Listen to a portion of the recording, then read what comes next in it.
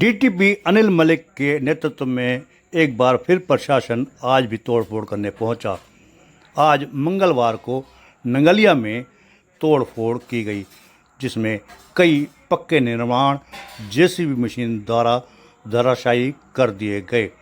पिछले काफ़ी दिनों से पलवल जिले में तोड़फोड़ अभियान चला हुआ है।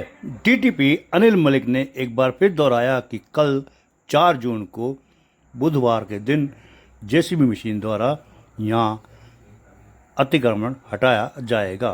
इस समय सोलड़ा गांव में है, तो हमारे साथ सरपंच परिवार से लोग हैं, उनसे भी जानते कि ये तोड़फोड़ की कार्रवाई को आप किस तरह मानते, उचित मानते हैं, अनुचित मानते हैं? देखो, इस बारे में हमें कुछ पता नहीं है, क्या नहीं है, कैसे तोड़फोड़ हो रही है। ये सरकारी काम है, सरकारी काम में तोड़फोड़ हो रही तो अपने कानून से हो रही होगी। इसके मामले में हमें कोई जानकारी नहीं है। ठीक है जी, बस हम इतना ही कहेंगे और ज़्यादा हम कुछ नहीं कहेंगे। नहीं, जिस प्रकार से गांव में अवैध निर्माण हो रहा है, फार्म हाउस पे बनाए जा रहे हैं, तो उससे गांव की छवि को नुकसान पहुंचता है या गांव को कहीं ना कहीं नुकसान पहुंचता है? नहीं, कहीं ना कहीं कोई नुकसान नहीं है। इससे तो भाई गांव की ज़मीन बिक रही है, तरक्की हो रही है गांव की। इस मामले में तो जिसका मन है वो अपनी ज़मीन बेच रहा है। अब आगे कौन ले रहा है, क्या कर रहा है, वो तो अगले वाला जाने जी। नहीं, इस प्रकार जैसे बिल्डर अवैध निर्माण कर देते हैं, कोई रजिस्ट्री नहीं, कुछ नहीं, और बिना परमिशन के बना देते हैं। इसको सरकार देखेगी, ये सरकार का काम है, ये हमारा काम नहीं है। कौन ले रहा है, कौन बेच रहा है, कौन क्या कर रहा है। क्या नाम है आपका जी? मेरा नाम रामपाल भाटी है। आप सरपंच परिवार से हो? मैं राजेश सरपंच का बड़ा भाई हूँ जी।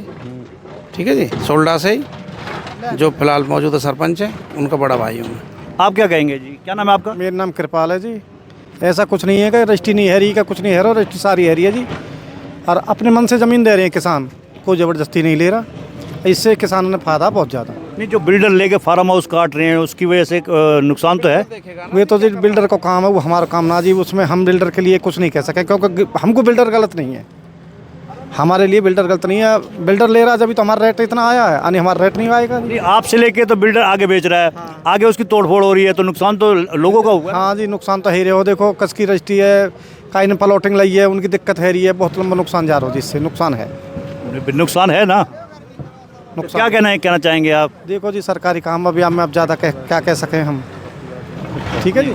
जो कि हमारा कंट्रोल्ड एरिया अलोंग जेवर एयरपोर्ट है, उसके उसमें कंट्रोल्ड एरिया में ये गाँव वालों से हमारी बात हुई है, तो कह रहे हैं कि बिल्डर हमसे कोई प्लॉट ज़मीन खरीदते हैं तो हमारी ज़मीनों को रेट बढ़ रहे हैं जी। लेकिन जो बिल्डर जो आगे बेचते हैं वो उनका नुकसान होता है जी। तो बिल्डर जो आगे बेचते हैं किसी को, जिसका भी नुकसान होता है, जो खरीदते हैं, तो ऐसे लोगों के लिए आप क्या कहना चाहेंगे? क्योंकि पैसा तो उनका फंसा, यानी उनका नुकसान तो उनका हुआ। जी।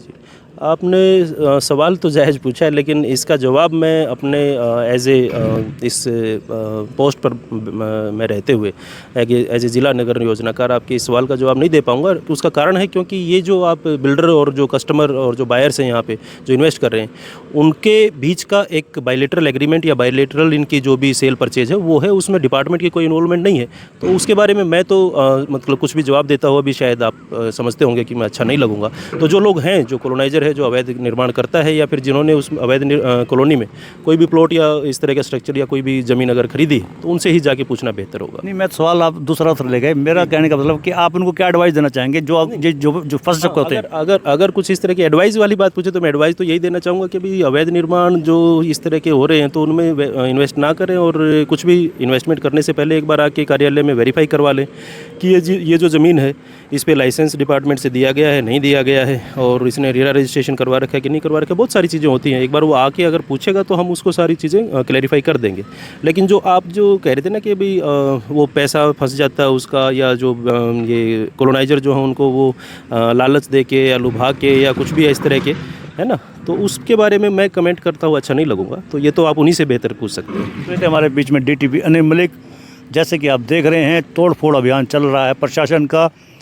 पिछले काफ़ी समय से ये अभियान चला हुआ है। जून, जुलाई, अगस्त, ये 3 महीने आगे और भी हैं, ये बड़े भारी पड़ने वाले हैं।